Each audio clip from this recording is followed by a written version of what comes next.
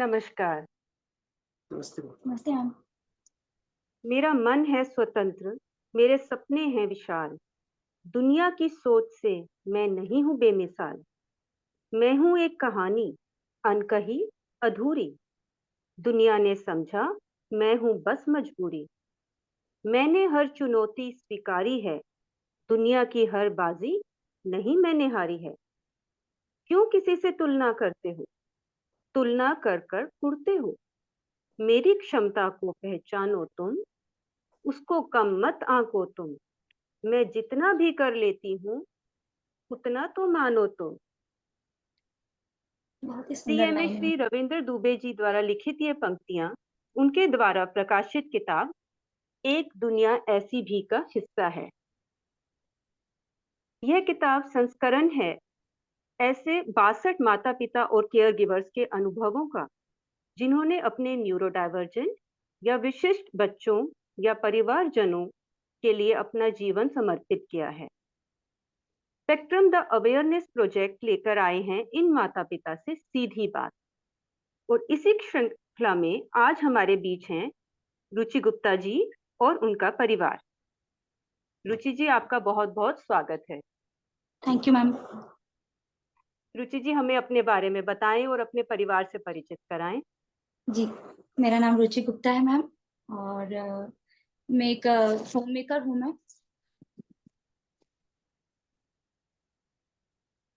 ये मेरे हस्बैंड है मिस्टर आरपी गुप्ता। नमस्ते मैम। नमस्कार और सर। मेरी महक गुप्ता, जो आज हम तीनों आपके साथ बात करने के लिए आए हैं। और मेरी बेटी जो है महक गुप्ता है, वो 21 ईयर्स की है। और छोटा बेटा रूपांश है, वो 16 ईयर का है मैम। और मेरी रूपांश है जो विशिष्ट बालक हैं। जी जी रूपांश विशिष्ट बालक हैं। जी जी यस। मैम। ठीक। मैं एक नॉर्मल कॉलेज में नॉर्मल बालिका है।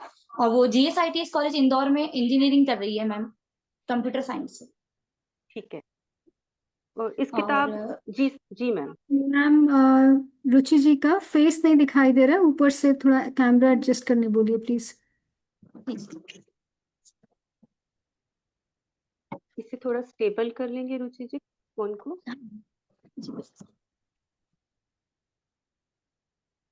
हाँ जी, हाँ जी, बताइए। जी, मैं एक होम मेकर हूँ मैम। मैंने ग्रेजुएशन किया था, और ग्रेजुएशन के साथ मैंने पीडीसी कर रखा था। और फिर उसके बाद बेटी मेरी जब हुई, तो फिर मैंने मतलब शादी के बाद मैंने एमएससी कंप्यूटर साइंस से मतलब कोशिश करी थी मैम। पर बस ये कि बेटी आ गई लाइफ में, और तो फिर कोई हम न्यूक्लियर फैमिली संभाल नहीं पाए, तो वो मतलब छूट गया। तो अभी तो हम रूपांश और बेटी के मैं केयर करती हूँ, घर को संभालती हूँ मैम। इस किताब ये जो किताब है एक दुनिया ऐसी भी, इसका जी हिस्सा बनने की प्रेरणा आपको कैसे मिली रुचि जी? जी बिल्कुल मैम। ये जैसे सभी पेरेंट्स ने है, रविंद्र दुबे सर जो है, हम उनसे मिले हैं। और रविंद्र दुबे जो सर है, हमको society for mentally challenge school में मेरा बेटा जब जाता है, रविंद्र दुबे सर से मुलाकात हुई वहां पे। और उन्होंने फिर सब पेरेंट्स लोगों को ज्वाइन करा, उन्होंने हमको सबको प्रेरणा दी। तो सर का बहुत बहुत धन्यवाद।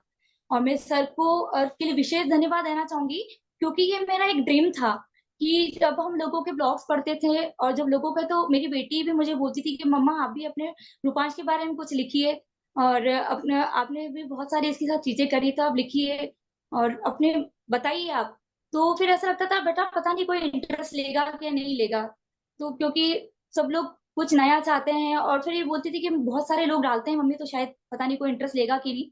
तो सर का बहुत बहुत धन्यवाद कि सर ने हम लोगों को प्रेरित किया लिखने के लिए। अ, और सर, मैं ये बताना चाह रही हूँ कि सर ने हम जैसे पेरेंट्स को बोला बोला तो हम ये बोलती हूँ कि हमें जो जौहरी होती है, उसे अपने हीरे की परख होती है। तो हम लोग वो है जौहरी। तो जो हमें पता है कि हम कैसे तराश के अपने बच्चों को यहाँ तक लेकर आए हैं। तो सर के लिए, इसके लिए बहुत बहुत थैंक्स देती हूँ कि सर ने हमको इस काबिल समझा, और हम अपनी भावनाएं, अपने जो एक्सपीरियंस है, हम अब शेयर करें आप लोगों के साथ, अपनी दुनिया को बताना है। सर की वजह से ये संभव हुआ है। तो सर का बहुत बहुत धन्यवाद। जी, किताब में जो आपका अध्याय है उसका नाम है मैं हार नहीं मानूंगी। तो जी वो जी अध्याय लिखा तो आपने है, लेकिन जाहिर सी बात है कि आप दोनों माता पिता का बराबर से रोल रहा है रूपांश के जी परवरिश में। तो मैं सर से जी भी जानना चाहूंगी कि किताब का हिस्सा बनने के वक्त उनके क्या विचार थे और उनके मन में क्या चल रहा था। नमस्ते मैम। जी सर, नमस्कार। मैम, जैसे कि वो रविंद्र सर से हमारी बात हुई कि हाँ कि आप कुछ कंटेंट लिखो, हम लिखना भी नहीं कि कैसा फेयर लिखेंगे, लेकिन उन्होंने बहुत हेल्प करी। और रुचि जो मेरी वाइफ है, इन्होंने क्या बच्चे के साथ बहुत ज्यादा टाइम एक्सपेंड किया। और हम इसके बीच में पहले एक्शन फॉर ऑटिज्म भी गए थे, तो वहां से भी हमने बहुत सारी चीजें कि ऑक्यूपेशन थेरेपी के बारे में वहाँ जानकारी प्राप्त हुई कि ऑटिज्म कैसे दूर किया जाता है इससे, क्योंकि ग्रोथ थेरेपी। तो मैसेज के साथ हमने लिखा कि हाँ ये चीजें आप शेयर करो, तो वो योगदान रहा मेरा। आपने जैसे अभी बोला भी थेरेपी के बारे में, आपने अपने अध्याय में भी लिखा है कि कई थेरेपीज ने का आपने उपयोग किया जी रूपांश के लिए, जिन्होंने अलग अलग समय पे उसको अलग अलग तरह से फायदा दिया। तो जी आप जी थोड़ा जी विस्तार से इन सब थेरेपीज के बारे में बताएंगे कि किस थेरेपी ने किस तरह से आपकी मदद की। जी जी मैम। मैम थेरेपी करवाने के पहले मैं शायद मैं आपको ये आंसर देना चाहूंगी कि जो बेटा था मेरा वो सेकंड था और बेटी मेरी नॉर्मल थी। हाँ जी। तो है ना। जी जी। तो थेरेपी की हमको इसलिए जरूरत पड़ी कि जब ये छोटा था ना तो मैम ये फर्स्ट डे से इसके चेस्ट से कुछ अलग तरह की आवाजें आती थी। तो हम समझ नहीं पाते थे ये बहुत कि क्यों आवाजें आ रही है क्या कर रही है। तो और मैडम ये जब हुआ तो मैडम ने मुझे डॉक्टर नीलू सोनी जो मेरी थी तो बोली रुचि तुमको क्या हो गया था। मैंने मैम क्यों क्या हुआ। बोली तुम इतना घबरा क्यों रही थी। तो मैंने मैम क्यों। तो मैंने क्या हुआ। बोले बेटा हुआ। तो मैम मैंने क्यों मैम जैसे बच्चे को होता है बच्चा रोता है तो उसकी ब्रेन में ऑक्सीजन जाती है तो बच्चा। तो मुझे यहाँ पे डाउट हुआ क्या क्या वो रोया नहीं था क्या। क्योंकि बेटी तो मतलब रोई थी तो मतलब वहां पे आसपास डॉक्टर होना चाहिए बच्चों को मतलब करने के लिए। तो फिर हमको लगा कि पता नहीं क्या शायद उस टाइम वो प्रॉब्लम तो नहीं थी। फिर ये जब हुआ हमारे पास आया तो बहुत अजीब अजीब बिहेवियर था मैम। जैसे ये हम उसको प्रेम में लिटाते थे तो ये छोटे बच्चे जो होते हैं मैम अपने को आई कांटेक्ट आवाज लगाते हैं वो देखते हैं वो करते हैं तो बिल्कुल भी हमें तरफ देखता ही नहीं था। तो हमको लगा कि ये रिस्पॉन्स क्यों नहीं करता है कि बेटी जब छोटी थी 1-2 महीने की थी तो उसको आवाज देते वो हमारा हंसती थी निगाहें मिलाती थी। ये ऐसे क्यों करता है। और फिर जब 4 मंथ का हुआ तो मेरी भाभी भी आए थे घर पे। तो इसको खिलाने की कोशिश करी कि रूपांश रूपांश मतलब जो भी इसका नाम था हमको पुकारते थे। तो ये रिस्पॉन्स ही नहीं करता था। हम प्रेम में उसको जो गोल बच्चों को प्रेम में लिटाते हैं और वो झूला होता है जो गोल गोल घूमता है वो राउंडली उसी को देखा करता था। ये इतना कंटिन्यूसली कभी कभी रोता था तो वो समझ में नहीं आ रहा कि क्यों रो रहा है। इसका पेट भरा हुआ है इसको फीड भी कराया है फिर भी ये रो रहा है। तो हमको लगा कि कुछ परेशानी तो है इसके साथ। तो हमको क्योंकि इसको ताली बजा रहे तो भी नहीं देख रहा है ये इधर उधर भी नहीं देख रहा है। नहीं तो मेरी जो बेटी थी जब बहुत एक्टिव थी छोटी थी जब हम मेरी मम्मी के घर ले जाते थे तो सब लोग इसको बड़ा खुश होते थे। इसको खिलाते थे तो वो बच्चे जैसे मुंह से आवाज निकालते हैं ये निकालती थी रिस्पॉन्स करती थी। तो हमको थोड़ा डाउट लगा। तो फिर मैंने हस्बैंड को भी बोला कि अब मेरे को ऐसा लग रहा है कि भाभी भी बोल रही तो हमको दिखा देना चाहिए। तो चौबीराम हॉस्पिटल में हम डॉक्टर शिखर जैन के पास गए। तो हमने उनसे पूछा कि सर हमको ऐसा सा डाउट हो रहा है कि सर ये अभी तक रिस्पॉन्स नहीं करता है और ये बिल्कुल समझ में नहीं आ रहा कंटिन्यू कभी कभी क्यों रो जाता है रोता रहता है पूरी रात रात भर कभी रो रहा है कुछ समझ ही नहीं पा रहे। तो फिर सर ने बोला कि हम लोग इसका बेरा टेस्ट करवाते हैं कि क्या पता शायद इसको सुनाई नहीं देता हो। तो बेरा टेस्ट भी मैम इसका नॉर्मल आया है। तो फिर हम और फिर सर ने जब इसको देखा कि इसका हेड सर्कमफेरेंस 4 बच्चों से छोटा है तो शायद हो सकता है इसका दिमाग थोड़ा सा कमजोर रहेगा। तो बोले मैं कुछ मेडिसिन कुछ दे देता हूँ विटामिन वगैरह की और आयरन वगैरह की तो हो जाएगा डेवलप हो जाएगा। तो हम जैसे मैंने बताया कि ऑटिज्म के बच्चे जैसे जैसे बड़े होते जाते हैं तो उनके सिम्टम पता चल जाते हैं हमको कि जैसे अभी 8 मंथ का हुआ तो ये गर्दन में होल्ड नहीं कर पा रहा है। मतलब ये फिर धीरे धीरे जब ये चलना शुरू करा तो पैर ऊपर करके चल रहा है। तो हमको फिर वापस हम लोग गए तो हमको किसी ने डॉक्टर गौरीराव पासी के मैम के बताया जब ये 1 से 1.5 साल का था। तो उन्होंने फिर हमको इसके सारे सिम्टम पूछे। हमको पूछा कि क्या प्रॉब्लम है इसमें। तो फिर उन्होंने हमको बता कि इसको ऑटिज्म करके कुछ डिसऑर्डर है और आपको ये मतलब ऐसी ऐसी थेरेपी इसकी जरूरत पड़ेगी आपको। तो और इसके अलावा मतलब कोई उपाय नहीं है। अब मतलब मैंने काफी मतलब हम लोगों ने केसेस देखे हैं, तो आप जैसे बता रहे हैं जिस हिसाब से करते हैं उसको ऑटिज्म नाम पे कहते हैं। तो उस टाइम हम लोगों ने सुना तो ठीक है, क्या करें फिर। हम लोगों को बहुत दुख भी हुआ कि बेटी तो इतनी अच्छी है, ये ऐसा क्यों। फिर हम लोग और भी डॉक्टर पास, डॉक्टर रचना गुप्ता है इंदौर में, उनके पास भी मिले। तो फिर उन्होंने भी सब जो जो भी इसके सिम्टम हो वो पूछे हमसे, और फिर सब उन्होंने एक ही बोला कि इसकी थेरेपी करानी पड़ेगी। तो फिर हम लोगों ने मैम थेरेपी स्टार्ट करी इसकी। थेरेपी स्टार्ट की। तो वही जब आपका पहला बच्चा बिटिया के साथ आपने कंपेयर किया हर स्टेप पे, तो आपको जल्दी से समझ आया कि बच्चे के केस में थोड़ा जी सा डिफरेंट है, ये बच्चा थोड़ा जी विशिष्ट है। जी जी जी मैम, क्या है कि मैं जैसे मेरे मामा जी थे तो उनके बेटे को फिट्स आते थे। उनकी जी मामी का बीपी हाई हो गया था तो फिट्स आते थे। तो मैंने बचपन से मैं नानी उसको भी देखा था, तो वो भी थोड़ा सा मेंटल रिटार्डेशन था। तो हमने देखा कि उसके साथ भी बहुत फेस करा हम फैमिली वालों ने। तो फिर मुझे वो बहुत अंदर से लगता था कि मेरे भाई को जो तकलीफ है यार, इसके साथ ऐसा नहीं होना चाहिए। क्योंकि उस टाइम मैं अब वो कम से कम, अभी तो उसको कोरोना में डेथ हो गई, वो मेरे ख्याल से अभी अगर होता तो हमें 45 ईयर का 40 ईयर का होता। तो उस टाइम इतनी सुविधा नहीं थी, उतना अवेयरनेस नहीं थी। अवेयरनेस तो नहीं थी। जी बिल्कुल, तो मतलब या सोचिए क्या, पहले माँ बाप इतने शायद जागरूक नहीं थे। तो मुझे लगता था कि नहीं, मेरा भाई ऐसा है तो मेरे बेटे के साथ तो मैं बिल्कुल भी नहीं होने दूंगी। तो हम लोगों ने बिल्कुल, बोलते हैं ना कि आप जब डिटरमिनेशन कर लेते हैं, आपसे कोई वादा करते हो, निभाते हैं और आगे चलते हैं, तो आपको बिल्कुल राह मिलती जाती है और आपको ईश्वर राह देता है। तो हम मैम अब जैसे थेरेपी तो हम लोग चलते गए, पीछे मुड़कर देखा नहीं, कभी सोचा ही नहीं कि मतलब रूपांश को है दिक्कत तो बस अब चलना है, ऐसा क्यों है क्या नहीं, कभी नहीं सोचा मैम। बस हम लोग करते गए इसलिए। यही आपके अध्याय का स्पिरिट भी है ना, कि मैं हार नहीं मानूंगी, जो जी एक बिल्कुल एक कदम जो बिल्कुल। हमें करना है वो करना है। जी जो बिल्कुल मैम। भगवान जी ने नियति में लिखा है कि अब ये स्टेप्स आपको करने हैं एक एक करके, तो बस वो करते जाइए जो अपना कर्म लिखा हुआ है करने के जी लिए। बिल्कुल। जी और ऑटिज्म में या किसी भी बीमारी में सबसे बड़ी बात है आप एक्सेप्ट कर लीजिए। दुख एक्सेप्ट एक्सेप्ट कर करके लीजिए। दुखी तो होता है कि हमारा बच्चा ऐसा क्यों। पर अगर एक्सेप्टेशन के अलावा कोई चारा नहीं है हमारे पास दुखी होने के अलावा। हर चीज और का तो यही जवाब कि मिलता है। हमारे खूबियां भी है, इन बच्चों में जी बहुत खूबियां भी होती है तो कुछ कमजोरियां भी होती है। तो जी हम इनकी स्ट्रेंथ को आगे बढ़ाएं और इनकी कमजोरियों को बस दूर करते जाए मैम। यही है, ईश्वर ने बिल्कुल इनको बिल्कुल। हमसे छीनता है तो यही है कि कुछ देता भी है मैम। हम आपने सभी बहुत सारे पेरेंट्स को देखा, मैं तो स्टोरी एक जैसी लगती है कि अरे यार सच में हम लोगों ने जो करा है कि इन पेरेंट्स ने भी ऐसे करा है, इन पेरेंट्स ने भी ऐसे करा है।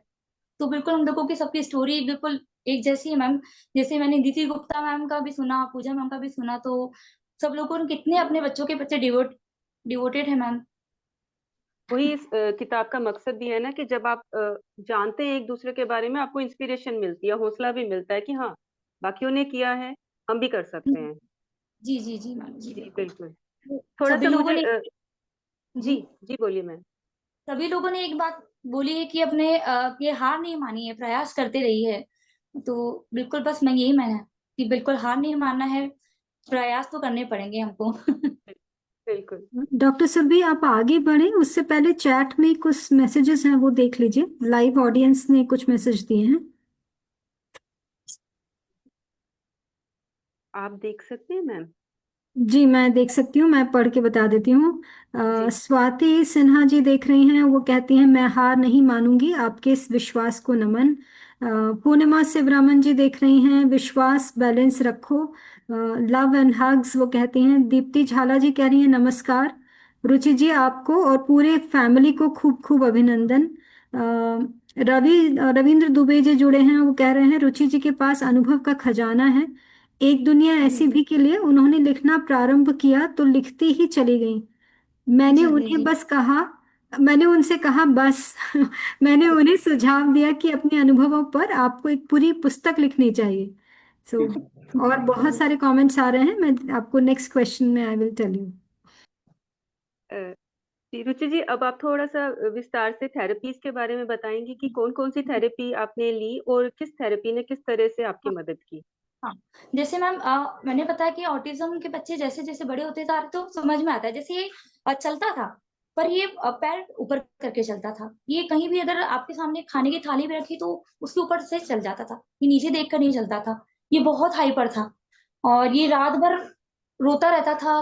हमको नींद आ रही है, हम पूरे थक रहे हैं, तो ये अपने आप से खेल रहा है, रो रहा है। तो इसके हाथ में ग्रिपिंग नहीं थी, टॉयज में ये पकड़ पाता था। बहुत सारी चीजें मतलब ऐसी थी, पर हमने जब ऑक्यूपेशनल थेरेपी कराई तो मैम बहुत फर्क पड़ा हमको। हमको घर में हम लोगों के थेरेपी बॉल, एक्चुअली हम लोगों के साथ ये लक बहुत अच्छा रहा कि जो हम लोग जो ऑक्यूपेशनल थेरेपिस्ट थे वो हम लोगों के घर आ जाते थे मैम थेरेपी करने। तो कि जो हम लोगों का जो थेरेपिस्ट थे वो काफी घर से दूर थे, पर उनके जो असिस्टेंट डॉक्टर आनंद शर्मा वो हमारे घर के करीब ही रहते थे। तो फिर उन्होंने बोला कि ठीक है मैं आपके घर पे आके इसकी थेरेपी करूंगा। तो वो थेरेपी करते थे और हमको बताते हैं कि मैं हफ्ते में 3 दिन थेरेपी करूंगा और आप इसके साथ ऐसे ऐसे कीजिए। तो हम लोगों ने ऑक्यूपेशनल थेरेपी की मैम, तो इसमें हाइपरनेस में बहुत मिला। टो ऊपर करके था तो वो कहता कि वो रेलिंग पे चलाते थे उसको। तो और मैम ये क्या करता था, नई जगह पे जाके बिल्कुल एबनॉर्मल हो जाता था, एक्सेप्ट ही नहीं करता था नई चीजों को देख के। मतलब ऐसा लगता था कि पता नहीं, इसको लगता था कि मैं गिर जाऊंगा, कि पता नहीं क्या हो जाएगा। तो हम भैया से बोलते थे कि ये ऐसे क्यों करता है। तो फिर उन्होंने बोला कि इस है बोले इन बच्चों में ऐसा रहता है, तो अब हम लोग जब इसकी थेरेपी करेंगे तो ये धीरे धीरे ये चीजें कम होती जाएगी। तो ऑक्यूपेशनल थेरेपी से बताइए, ये स्क्विंट था इसकी आंखों में, तिरछापन था मैम। ये वही कि आई कांटेक्ट नहीं करता था, हम इसको आवाज लगा रहे हैं तो ये और कहीं देख रहा है। तो ये मिला कि क्या मैम, ये मिला इसको आवाज लगा कई बार 2 या 3 बार लगाते जब जाके हमको आवाज लगाता। जब मैं ये हम बोलते थे कि ये तो सुन तो रहा है, फिर हमको इग्नोर क्यों कर रहा है ये। तो फिर भैया बोलते थे ऑटिज्म के सिम्टम है, और ये हम जब इसकी थेरेपी करेंगे या हम इसके साथ अब और भी थेरेपी करेंगे तो इसमें बहुत फर्क पड़ेगा। तो मैम इसके साथ हम लोगों ने करा। तो ऑक्यूपेशन थेरेपी में तो हमको से इसकी फिजिकली एक्टिविटी में जो हाइपरनेस थी वो बहुत काम हो गया था मैम ये। फिर इसके बाद स्पीच की बात, तो मैम ये बोलता था। इसमें स्पीच तो शुरू से थी मैम, कि क्या है कि पर ये इसको कम्युनिकेट करना नहीं आता था। ये अभी मुंह से गार्गल करना नहीं, इसको पेस्ट को इसको अभी उल्ले करता है, इसको थूकना नहीं आता था। तो फिर हम लोगों को उन्होंने स्पीच थेरेपी ने बताया कि आप इसको माउथ की एक्सरसाइज करवाइए, इसको बलून करवाइए, इसको सीटी बजवाइए, इसको ब्लो करवाइए। तो हम इसके साथ थेरेपी करते तो उन चीजों में हमको फर्क पड़ा मैम। रुचि जी, आपका कैमरा प्लीज एडजस्ट करें, आप बिल्कुल दिखाई नहीं दे रहे हैं ठीक से। जी जी, जी, सॉरी। Thank you. अ, महक, मैं आपसे कुछ बात करना चाहूंगी। महक रूपांश की बड़ी बहन है, रुचि जी की बड़ी बेटी। हेलो महक, कैसे हैं आप? हेलो मैम, मैं ठीक हूँ। आप बताइए कैसे हैं? बहुत बढ़िया। आप मुझे बताएंगे, बचपन में जब आपको अपना छोटा भाई बाकी बच्चों से भिन्न लगता था, या माता पिता का उसका ध्यान रखने का तरीका आपका कैसे ध्यान रखते हैं उससे अलग रहता था, तो आपकी क्या प्रतिक्रिया रहती थी और आप कैसे बैलेंस बनाती थी इस चीज में? मैम मैं पहले छोटी थी तो ऐसा लगता था कि मेरे पेरेंट्स डिस्क्रिमिनेट कर रहे हैं, लाइक उसको ज़्यादा अफेक्शन दे रहे हैं या अटेंशन या केयर उसको ज़्यादा मिल रही है। हम्म। बट मेरे पेरेंट्स रेगुलर बेसिस पे न्यूरोलॉजिस्ट या साइकोलॉजिस्ट थेरेपिस्ट के पास जाते रहते थे। सो मुझे धीरे धीरे समझ में आ गया कि ही हैज़ सम प्रॉब्लम और he has to be cured. So इसलिए मेरे पेरेंट्स उस पर ज़्यादा ध्यान देते हैं और उनका प्यार बराबर है, just he needs some more amount of care then me. So इसलिए मैम फिर मैं धीरे धीरे जैसे मेरी एज बढ़ी और मुझे बायोलॉजी में इंटरेस्ट भी था। सो मैं इंटरनेट पे भी ये सब देखती रहती थी कि ऐसा डिसऑर्डर है, ये सब प्रॉब्लम है। सो फिर मुझे पता चला कि इन बच्चों को ज़्यादा केयर और थोड़ी प्यार की ज़रूरत रहती है। So I was fine with it after some time. तो आपका क्या रोल रहता है भाई के साथ? मतलब आप किस एरिया में उसके लिए आप कुछ खास करती हैं? जैसे मम्मी पापा तो केयर करते हैं, आपकी कोई अपनी तरफ से कोई बॉन्डिंग के लिए कोई स्पेशल आप कुछ करती हैं? मैम एक्चुअली हम दोनों को सिंगिंग का बहुत ज़्यादा शौक है ओके। और पेरेंट्स को भी शौक है और इनहेरिटेडली मुझे भी शौक है। तो क्या होता था कि जब वो छोटा था तो कोई भी सॉन्ग बजता था तो जो उसमें सॉन्ग में बीट्स होती थी वो उसको कॉपी करता था exactly. So we use to jam up together. मैं सिंग करती थी, वो भी साथ में सिंग करता था और वो बजाता था साथ में। वंडरफुल। सो इस तरह हमारा जो तालमेल था वो बहुत अच्छा बैठता था। और मैम मैं पढ़ाई कराती थी तो उसको मैं सिस्टर हूँ तो उसको पढ़ना मुझसे पसंद नहीं था। वो ओनली मम्मी के डर से ही पढ़ता था। तो बस मैं ये है कि मैम नॉर्मल टास्क में उसकी हेल्प कर देती थी। मम्मी मुझे जो इंस्ट्रक्शन देती थी कि तुम ये सिखा सकती हो क्या, तो मैं उसमें कोऑपरेट कर देती थी। इस बिल्कुल। रुचि जी, आप डॉक्टर इनफैक्ट आपके। सुरभि, आप जी आगे बढ़े बोलिए। उससे पहले महक के लिए बहुत अच्छे से कमेंट्स हैं, कुछ मैं वो पढ़ देती हूँ। नीना गिरीश जी देख रही हैं और उन्होंने रुचि जी के लिए कहा कि सही कहा, डिटर्मिनेशन और एक्सेप्टेंस जरूरी है, प्रयास करते रहें। महक के लिए वो कहती हैं so cute and very sweet response महक। रंजना पंच देख रही हैं, वो कह रही हैं raw emotions, thank you for sharing your heart as a sibling Mahak. So we very appreciative of you what you shared with us Mahak. Very sweetly shared. या आप तीनों से मैं जानना चाहूंगी, रुचि जी, सर और महक, कि रूपांश का ख्याल रखते हुए आप अपने भी मानसिक कल्याण का कैसे ख्याल रखते हैं, क्योंकि जब तक आप मेंटली हेल्दी नहीं है आप रूपांश का अच्छे से ख्याल नहीं रख सकते।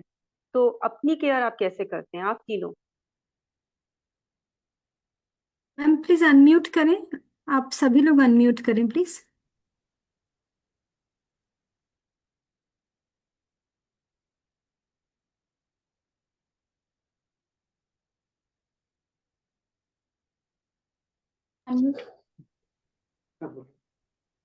हेलो मैम, आवाज आ रही हाँ है? जी, हाँ जी, हाँ जी, रुचि जी, आ रही है बात।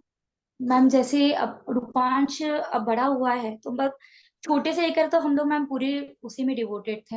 हम लोग ये ऑफिस से आते थे, मतलब मैं पूरा दिन उसी के साथ लगी रहती थी। घर का काम भी करना है, बेटी को भी संभालना है, फिर उसको पढ़ाना सिखाना है, उसको थेरेपी जो भी दिए है, थेरेपी कर मतलब हमको जो भी सिखाना है वो सिखाते रहते थे। शाम को ये ऑफिस से आते हैं तो ये भी इसको मतलब कंटिन्यू उसको साइकिलिंग कराना सिखाना है, तो साइकिलिंग करा रहे हैं, बॉल खिला रहे हैं, हम इसी में लगे रहते थे। पर अभी थोड़ा सा बड़ा हुआ है, अब हम थोड़ा सा काम हो गया है, हमारी बातें सुनता है। और ये 12 से 4 mentally society for mentally challenge school में जाता है। तुम अपने घर का काम निपटाते हैं, हम लोगों को जैसे सबको सिंगिंग का बहुत शौक है तो हम लोग कुछ ज्वाइन कर रखा है मैम हम लोगों ने। मेरी बेटी ने भी, हम लोग कई प्रोग्राम होते हैं तो हम दोनों वहाँ पे स्टेज प्रोग्राम देते हैं मैम। मुझे गुनगुनाने का बहुत शौक है, मैं पूरे दिन गाती काम करती रहती हूँ, गुनगुनाती रहती हूँ, तो मुझे बहुत ब्रेन रिलैक्स मिलता है मैम हम लोगों को। जैसे हम लोग रूपांश छोटा था ना मैम, तो उसकी मेमोरी मैं तो बता रही हूँ इतनी शार्प थी। लॉकडाउन में हम लोग बेटी हारमोनियम, क्योंकि क्लासिकल सीख रखा है बेटी ने, तो वो हारमोनियम से केसियो पे खुद से मतलब बीट्स निकालती थी। तो रूपांश भी खुद अपने आप से केसियो पे निकालता था धुन। तो मैं उसके साथ कभी कभी उसका मूड होता है तो वो बहुत अच्छे से गाना गाता है हमारे साथ। तो हम लोग सभी बहुत म्यूजिक लवर है मैम, तो बैठ के हम लोग सर भी सब साथ गाते में। हैं? जी। सर भी गाते हैं? जी बिल्कुल। पापा तो नहीं, पर बेटी मैं और हम लोग सब सिंगिंग करते हैं। तो हम लोगों का जो कैट जहाँ पे कैंपस करते हैं वहाँ पे बहुत अच्छी अपॉर्चुनिटी मिलती है मैम हमको। वुमेन्स डे पे सेलिब्रेशन होता है, गणेश उत्सव होता है, तो हम लोग वहाँ पर जाके स्टेज प्रोग्राम देते हैं मैम। वहाँ पे जाके सोशल गैदरिंग वगैरह होती है तो वहाँ पर जाके हम लोग इसको भी लेके जाते हैं मैम मैम, हम इसको लोग। भी हम लेकर जाते हैं। ये भाई रिस्पॉन्स नहीं करता है, पर मैम इसकी मेमोरी इतनी शार्प है ना, घर हमको पे लगेगा कि ये सुन नहीं रहा है। हम लोग कोई मूवी देखने जाते हैं तो ये मूवी के हम लोग क्या हमको बैठने देता है तो इसको फिर मोबाइल से, क्योंकि हमको भी अपनी लाइफ एंजॉय करना है, बेटी को भी है, तो वो हम मूवी देख रहे हैं, वो अपना मोबाइल चला रहा है, पर घर पे आके वो गाना गुनगुना रहा है।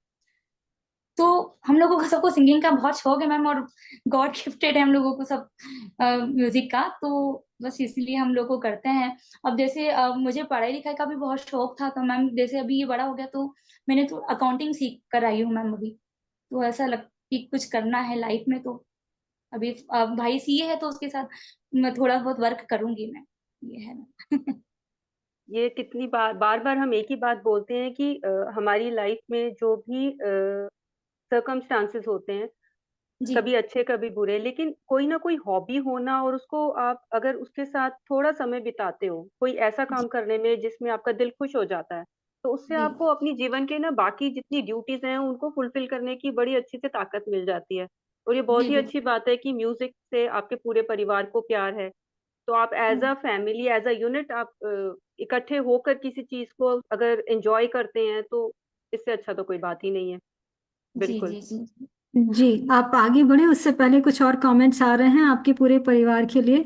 पूर्णिमा शिवरामन जी कहती हैं, so much to learn from you, music is a great healer, Mahak is a great loving sister. तो महक के लिए भी बहुत सी तारीफ। और दीपान्विता दास जी कहती हैं, लवली बॉन्डिंग, आप सभी की बॉन्डिंग देख के उन्हें बहुत अच्छा लग रहा है। रविंद्र दुबे जी कहते हैं, बहन भाई को देखकर ही बच्चे ज्यादा सीखते हैं। रूपांश के विकास के लिए महक का बहुत योगदान रहा है, बधाई महक। रुचि जी द्वारा लिखे गए आर्टिकल का शीर्षक कभी हार नहीं मानूंगी गुप्ता दंपति पर खरा उतरता है। जी। हम महक मैम, आपकी, मैं एक और इंसिडेंट शेयर करना चाहूंगी। प्लीज प्लीज, हाँ जी बताइए। एक्चुअली मैं दो मतलब 4-5 डेज से मेडिटेशन कर रही हूँ। सो उसमें हमको रिदमिक ब्रीदिंग करनी रहती है। सो मैं जब भी बैठी रहती हूँ तो रूपांश आता है और फिर मुझे इमिटेट करता है। वो भी सेम वे में ब्रीदिंग करता है। सो बहुत अच्छा लगता है कि वो मुझे देख के सीख रहा है। बिल्कुल, मतलब बच्चे वैसे भी देखकर सीखते हैं, और आप अगर इतनी अच्छी चीज को आप अपनी रूटीन का पार्ट बनाएंगी, और ये नो डाउट आपको तो हेल्प करेगा, रूपांश को भी बहुत अच्छे से हेल्प करेगा। जी ऑल दी जी, बेस्ट, यस आप मैम। ये जरूर करते रहिए। इनफैक्ट सारा परिवार करिए। जी बिल्कुल मैम। जी। मैम अ, जैसे ये अभी कॉपी करने लगा है ना, तो जी। मैम जो कहीं जो थेरेपी बताई मैंने, न्यूरो रिहेबिलिटेशन सेंटर में लिखा था, मैं वहाँ पे गई थी। तो उन्होंने हमको बहुत अच्छे से ट्रीट करा मैम। छोटी छोटी चीजें, मतलब जैसे ये हमको रिस्पॉन्स नहीं करता था।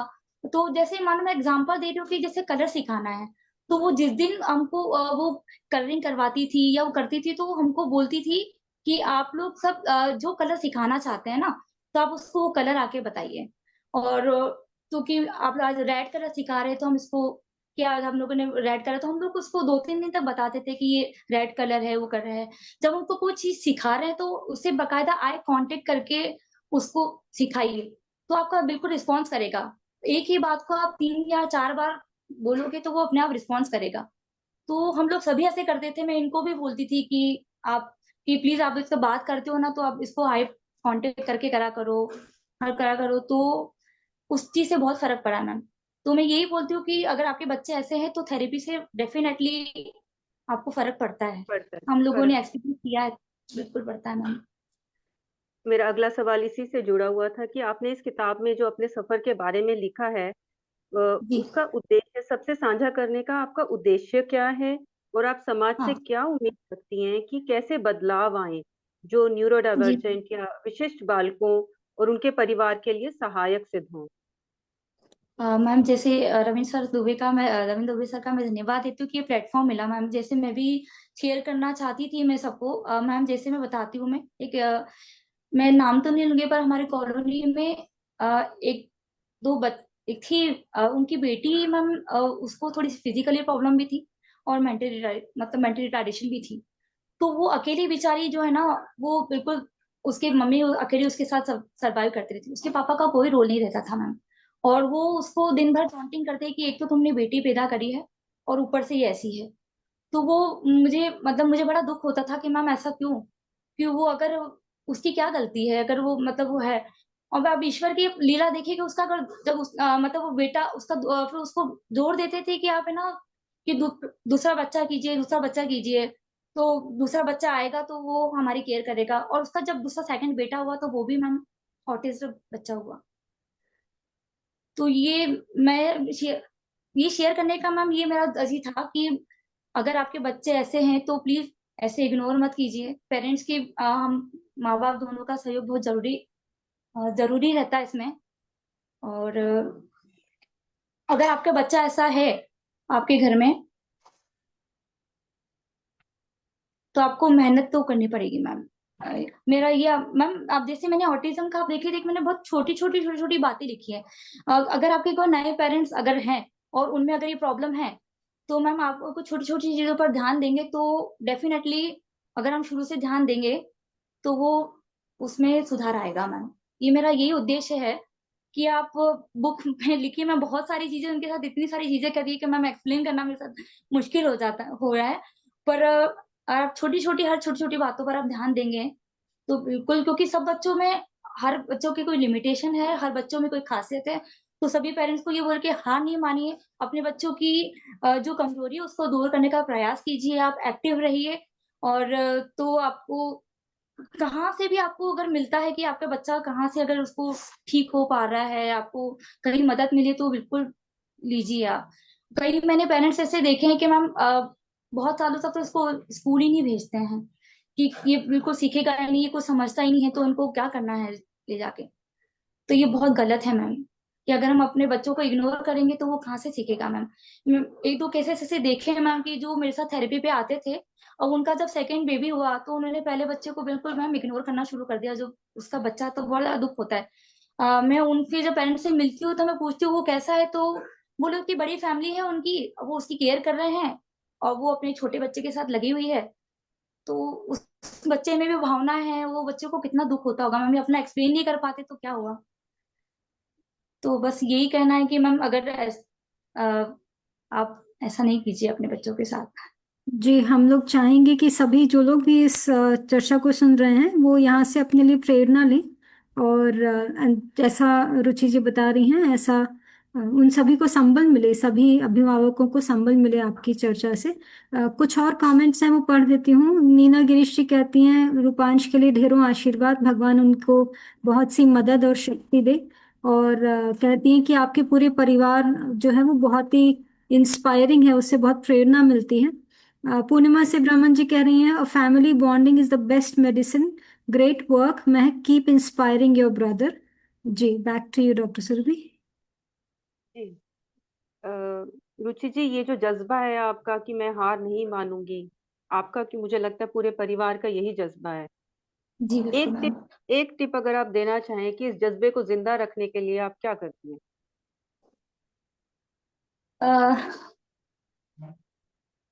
मैम ये है कि रूपांश में जो अभी भी जो एबिलिटी है मैम, मैं बताती हूँ क्या, मैंने एक सारेगामा देखा था मैम।